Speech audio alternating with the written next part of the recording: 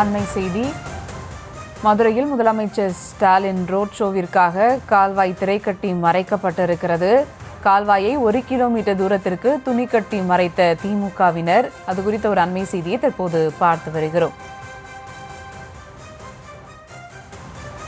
பந்தல்குடி கால்வாயை சுற்றி துணி கட்டி திரை அமைத்துள்ள திமுகவினர்.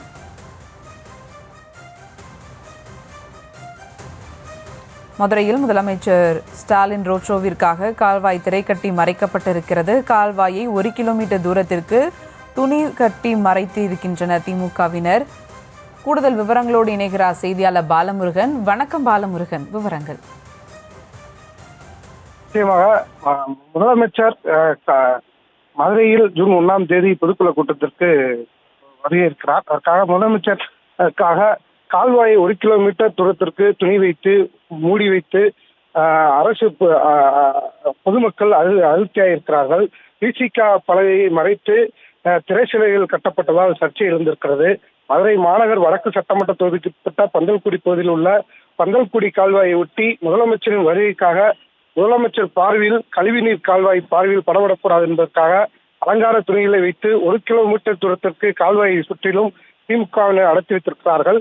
பந்தல்குடி கால்வாயில் கழிவுநீர் கலப்பதால் பல ஆண்டுகளாக கடும் நோய்க்கு ஆளாகும் பொதுமக்கள் ஆளாகி வருகிறார்கள். இருபுறமும் தடுப்பு சுவர் குறித்து முதலமைச்சரிடம் தங்கள் பிரச்சனையை குறித்து கூறலாம் என நினைத்துக் கொண்டிருந்த போது பந்தல்குடி கால்வாய் பகுதியில் முழுவதுமாக வண்ண வண்ண அலங்கார துணிகளை வைத்து அடைக்கப்பட்டு கொடி நட்டப்பட்டுள்ள சம்பவம் பொதுமக்கள் மத்தியில் கடும் அதிர்ச்சி ஏற்படுத்தியிருக்கிறது.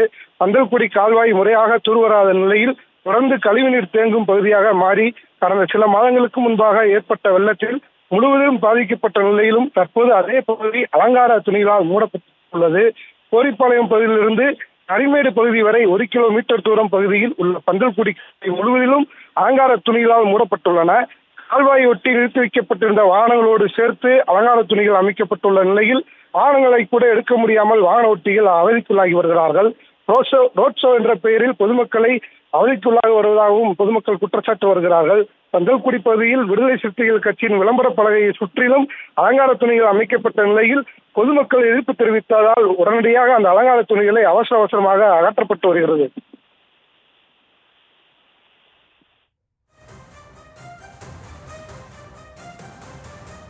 விவரங்களுக்கு நன்றி பாலமுருகன்.